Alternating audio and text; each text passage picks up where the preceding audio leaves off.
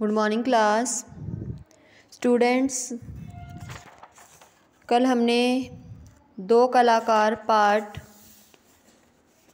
Half read कर लिया था, बाकी का हाफ हम आज रीड करेंगे। अरुणा हैरानी से बोली, आखिर ऐसा क्या हो गया जो तुम्हें रुकना पड़ा?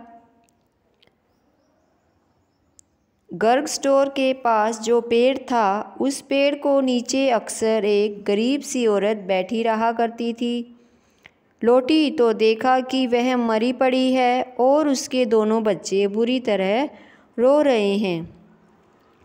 उस दृश्य में न जाने क्या था, मैं अपने आप को रोक नहीं सकी। एक रफ सा स्केच बना ही डाला, मतलब एक चित्र बना दिया उसने रफ सा।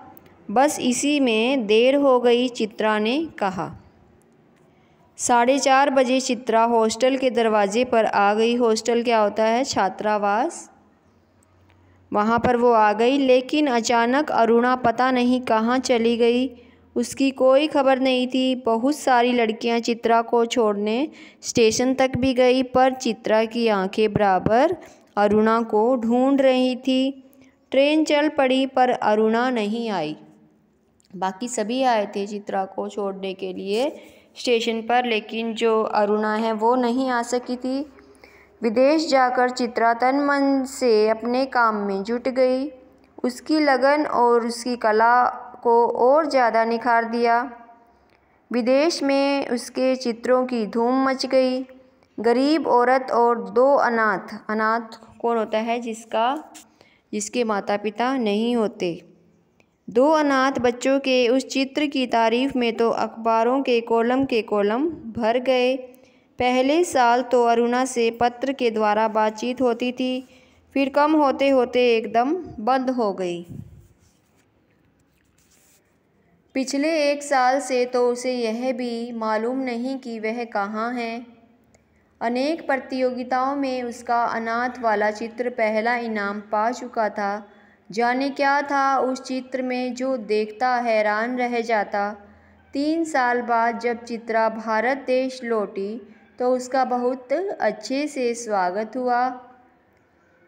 दिल्ली में उसके चित्रों की प्रदर्शनी होता है, नुमाइश करना का आयोजन किया गया। उद्घाटन करने के लिए चित्रा को ही बुलाया गया। उस भीड़ भाड़ में अचानक उसकी मुलाकात अरुणा से हो गई। रूनी कहकर चित्रा अरुणा के गले से लिपट गई।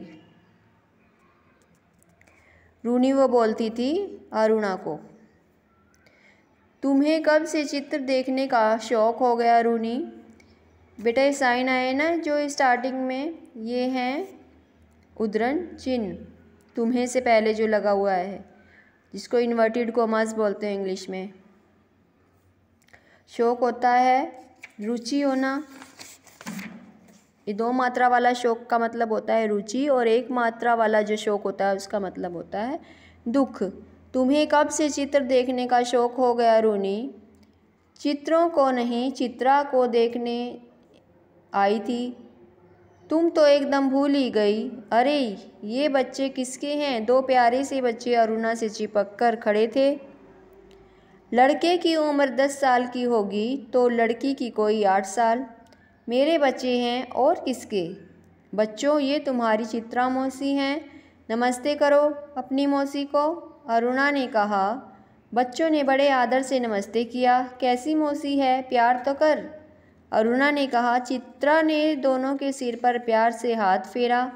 अरुणा ने कहा, तुम्हारी ये मौसी बहुत अच्छी तस्वीरें बनाती हैं। ये सारी तस्वीरें इन्हीं की बनाई हुई हैं।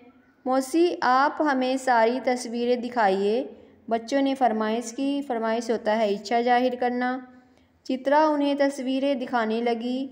घूमते घूमते वे उसी गरीब औरत वाली तस्वीर के सामने आ पहुँचे। चित्रा ने कहा, यह तस्वीर है रूनी, जिसने मुझे इतना मशहूर किया, इतना फेमस किया, इतना प्रसिद्ध किया है। ये बच्चे रो क्यों रहे हैं मौसी? तस्वीर को ध्यान से देखकर लड़की ने पूछा। इनकी माँ मर गई है, देखती नहीं, मरी पड़ी है।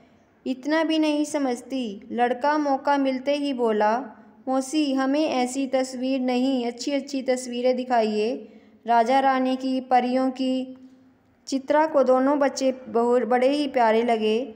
जैसे ही बच्चे आंखों से दूर हुए उसने अरुणा से पूछा, सच सच बता रूनी, ये प्यारे प्यारे बच्चे किसके हैं? कहा तो मेरे, अरुणा ने हंसते हुए कहा। अरे बता ना, मुझे ही बेवकूफ़ बनाने चली है, चित्रा बोली। एक पल रुककर अरुणा ने कहा, बता दूं?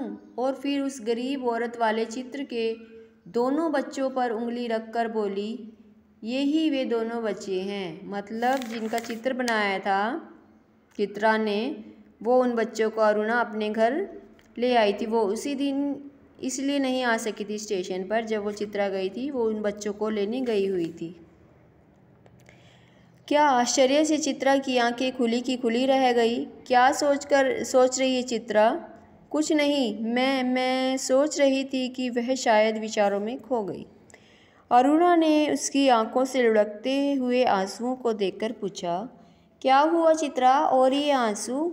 चित्रा भावुक स्वर में बोली, रूनी तुमने अपनी कला से उन बच्चों का जीवन संवारा है। आज मुझे समझ में आया कि सच्ची कलाकार मैं नहीं बल्कि तुम हो। मतलब सिर्फ चित्र बना देने वाला ही कलाकार नहीं होता, बल्कि किसी की ज़िंदगी को बनाने वाला, ज़िंदगी संवारने वाला भी असली कलाकार होता है। तो इस कहानी से हमें यही सीख मिलती है। तो बेटा इसके कठिन शब्द मैं कल लिखकर आपके पास सेंड करूँगी, उसके लिए आप 1 पेज छोड़ देना और नेक्स्ट पेज से आप शब्दार्थ कर लेना। आज का यही होमवर्क है आपका, right word meaning of chapter 2।